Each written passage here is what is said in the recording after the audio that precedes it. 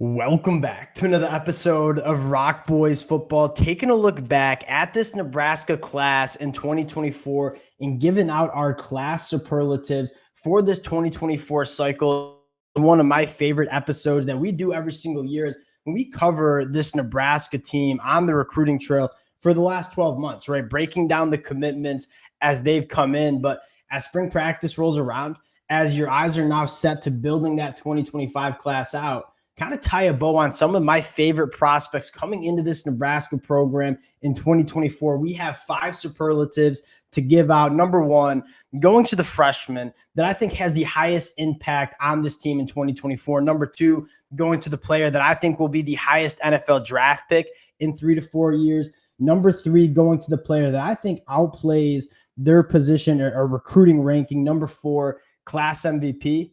And then number 5, my favorite superlative to give out, the diamond in the rough prospect, the guy that you might have some question marks about, but the upside with this prospect, extremely high. Very excited to get into this one. Before we do, just want to say thank you to you guys and a massive shout out to the Nebraska fans. It is no secret the boys love talking about this program, but more importantly, the amount of support, the amount of Go Big Reds in the comment section. I always just want to take a second and just tell you guys how much I appreciate that stuff. This is something I absolutely love doing. Your support gives me the ability to do that. Can't thank y'all enough. If you guys do enjoy the content, consider subscribing to the channel. More importantly, would love to hear some of your favorite 2024 prospects coming into this program. And without further ado, let's get into this one. And the number one superlative we're giving out goes to the freshman that I think has the biggest impact on this program and a guy that we're going to be talking a lot about during spring practice, 5-star quarterback Dylan Raiola. And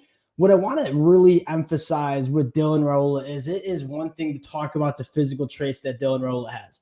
A lot of quality high school quarterbacks have those physical traits. What makes Dylan Raiola special? What makes Dylan Raiola a guy that I think can come in, be quarterback one for this Nebraska program in 2024 as a true freshman is really what he has between the ears, right? You go back and watch the film of Dylan Raiola. This is a guy that has arguably the most talented arm in this 2024 cycle. There are no questions about the physical capabilities of Dylan Raiola. Why I'm so excited about him being a true freshman starter at the quarterback position, again, something that is extremely rare, is what Dylan Raiola has between the ears. And I go back to that senior year film where you're watching him play in one of the most competitive settings at the high school level at Buford in the state of Georgia and running an offense that is extremely complex. That is not a regular high school offense. Dylan Raiola comes to the line of scrimmage. He's calling out protections. He's taking snaps under center. A lot of things that high school quarterbacks don't do at the high school level, Dylan Raiola was doing. And so what excites me the most is he has dealt with a very complex offense, and that is normally the roadblock for true freshman quarterbacks to start year one, is going through the progressions, the stuff between the ears, knowing the playbook. I think Dylan Raiola, obviously coming in for that spring practice window, is going to be ready. And another thing to highlight is there's only 3 scholarship quarterbacks for this Nebraska program. 2 of them are true freshmen in Dylan Raiola and Danny Kaelin. And so I think Dylan is going to get a lot of work and a lot of reps. This is a guy that, yes, he checks every single box you want physically, but a guy that I think is going to be ready between the ears. So you're asking me what player has the biggest impact on this team as a true freshman. I think it's going to be the starting quarterback, and that's Dylan Raiola in that 2024 class. Next superlative we have on deck goes to the player that I think might be the highest NFL draft pick, and Dylan Raiola certainly could be getting this superlative. Little rule we have, you don't get 2 superlatives, so we're going to the next highest NFL draft pick, and that's Carter Nelson, the tight end from the state of Nebraska. I am so high on what Carter Nelson can do at the college level, and you might see a year where, I don't know if the word would be growing pains, but gets acclimated to the college football level, right? Coming from an 8-on-8 setting in the state of Nebraska, Carter Nelson's different from an athletic standpoint. I think you would go and say, like, God don't make many Carter Nelsons, right? 6'4", 220 pounds. You take a look at the athletic profile, runs an 11-second 100-meter dash. That is faster than a lot of wide receivers that you're going to see on the football field. Carter Nelson is a 3-sport athlete, plays football, track, basketball, very good in those contested catch situations, extremely smooth mover for his size, a massive catch radius. I think Carter Nelson is going to be a feature of this Nebraska offense for a while. Nebraska likes to run 12 personnel, get their tight ends on the field, kind of have their passing game go through tight ends. There's not a better tight end in this class to go through than a guy like Carter Nelson. I think, you're going to see maybe some growing pains here. Not growing pains, but some development year one. Put some weight on the frame. You talk about 2025, 2026. I think Carter Nelson is going to be a feature in this offense and somebody that the NFL is absolutely going to covet. You're looking for those matchup nightmare kind of guys. Carter Nelson is that, right? You take a look at linebackers trying to work against Carter Nelson. Carter Nelson is too fast for them. You take a look at safeties trying to deal with Carter Nelson. The frame, the catch radius, the physicality that Carter Nelson has is going to be a handful for safeties. He's a matchup nightmare that I think is going to be a focal part in this Nebraska offense. I am very excited about the potential partnership that you see with Dylan Raiola and Carter Nelson over the next couple of years in Lincoln, Nebraska. Carter Nelson going to be a guy that is coveted by the NFL in 3 to 4 years.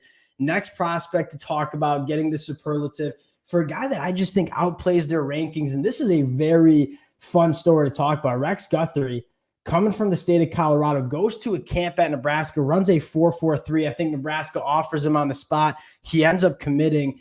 This is potentially the next Isaac Gifford in this class. Now, you take a look at Isaac Gifford, another guy that was very, very kind of under the radar coming out of high school.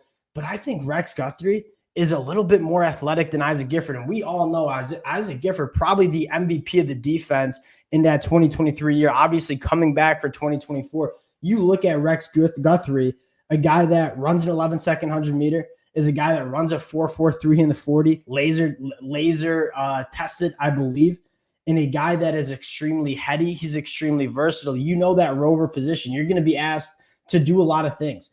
Come up in the box and tackle, work against tight ends, be maybe a deep safety. I think Rex Guthrie has all the athletic intangibles to play that rover position at an extremely high level. It's a very important position in that Tony White Nebraska defense. And I think a guy like Rex Guthrie is going to be a guy that can do that at a high level, right? A low 3-star, didn't have many offers coming out of high school. I think Matt Rhule really found a diamond in the rough with a guy like Rex Guthrie. I think he's going to outplay his position ranking by a massive margin. Next superlative we got to talk about, and that is the class MVP. And again, Carter Nelson, Dylan Raiola would be considerations for this. The reason I'm going to Grant Brix here is I think you look at what Nebraska wants to be and how they want to win with Matt Rhule leading this program. It's along the line of scrimmage.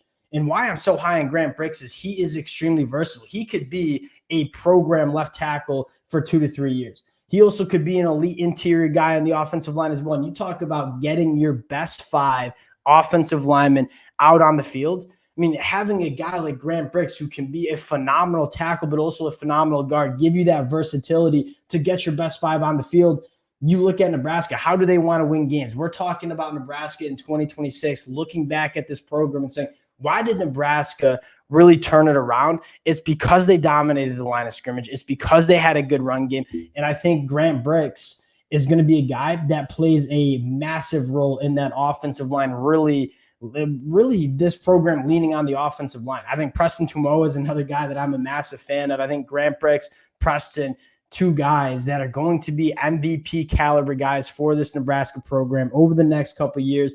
Last prospect we got to talk about, and that high risk, high reward prospect, and one of my favorite prospects in this 2024 class, quarterback Amari Sanders from the state of Florida. You saw Matt Rhule and this staff go to Southwest Florida, grab some really good talent in that region.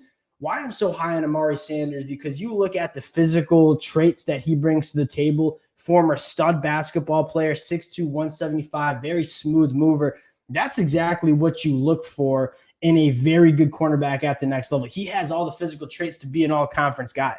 Now, I think the question marks is, we talked about the high reward. Why is it maybe, I don't want to use the word risk, but why do you have some question marks? I mean, digging into Amari Sanders, he started playing football as a junior in high school, right? 2022 was his first year playing high school football. He's still getting acclimated. So this is a guy that maybe doesn't see the field much year 1, year 2, but you talk about year 3, year 4, year 5, right? Matt Rhule puts a lot of emphasis on development, developing those guys who are in their redshirt year. Amari Sanders, maybe a guy that we don't hear a ton about for the first 2 years that he's within this program.